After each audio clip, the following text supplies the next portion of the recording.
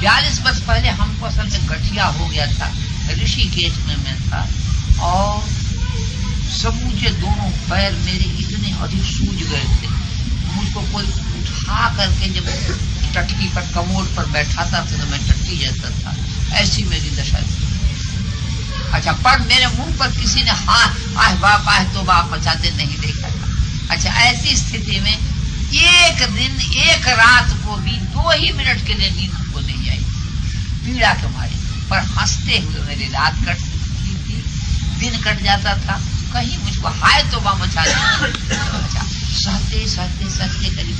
32 दिन के बाद अचानक पीड़ा इतनी अधिक बढ़ी थी कि हमारे मन में, देखिए,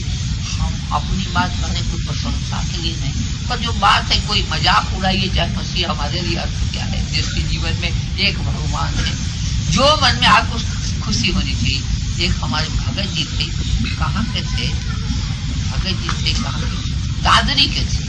दादरी के भगत जी शायद प्रभु दयाल जी के बाप थे, याद है भैया, दादा विष्णु।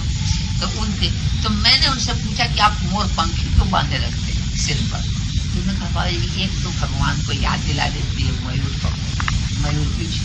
दूसरे लोग देख करके हमको हंस उठते हैं एकदम। तो मेरे मन में आता है कि भगवान को इतने रूप में प्रसन्नता मिलती है कि क्या है, एक को बड़ा अच्छा व्यक्ति लगे। तो उसी समय के पहले की बात, तो क्या हुआ, मैंने इतना दर्द था ऋषिकेश में, जयदयाल जी का प्रभु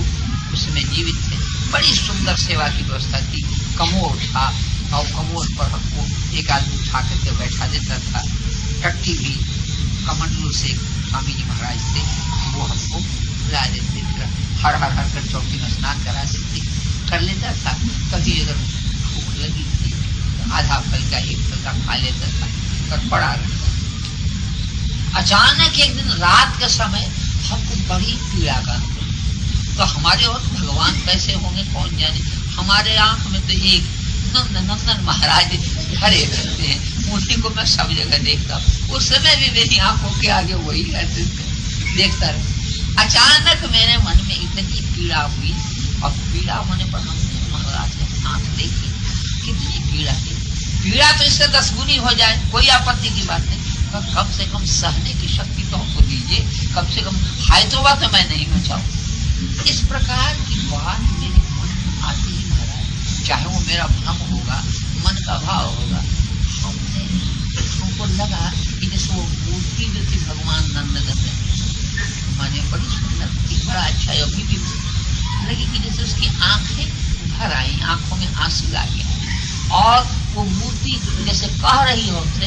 कि क्या तुम मुझे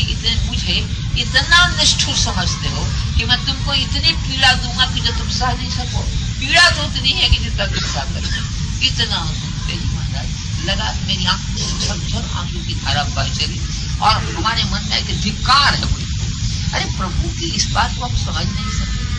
और रोते और तो हमारी आंखें बंद हो गई, नींद आ गई। प्रथम बार 2 घंटा के लिए हम सो गए, तो 3 बजे के बाद 5 बजे हमारी आंख खुली, तो मैंने देखा मेरा सारी जैसे कि पीड़ा 14 आना तो खत्म हो गई है, और सूजन भी बिल्कुल नाम मात्र को सूजन बच गया है। अब इसको चमत्कार कहिए या कुछ कहिए, और उठ के बैठ गया, चलने की शक्ति आ गई, और तुरंत कमंडलू उठाकर मैं शौच के लिए चला गया, जंगल में, नदी के जंगल में शौच हुआ, और गंगा जी के तट पर पहुंचा। तो अरे राम बाबा आप कैसे आ गए? आ गया भैया। और जीवन उसके बाद हमारे मन में कोई इच्छा ही नहीं पड़ती है, मस्त रहता हूँ, बिना कोई परवाह नहीं।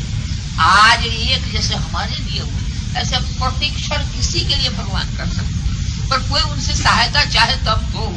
हम तो अपने बल पर अमुक भाई जी, अमुक डॉक्टर साहब बोला दिखाओ भैया ऐसे हो रहा है, अरे क्या जो डॉक्टर की शक्ति है, वैद्य की शक्ति भगवान के यहाँ से आएगी। मेरा कहना है ये प्रभु जी आप लोग अगर कर सकिए सभी काम में, जिस काम में आपको दिक्कत का अनुभव हो रहा है, उस समय आप चुपचाप भगवान की ओर देखिए और उनकी सहायता मांगिए, लोक परलोक दोनों में आपका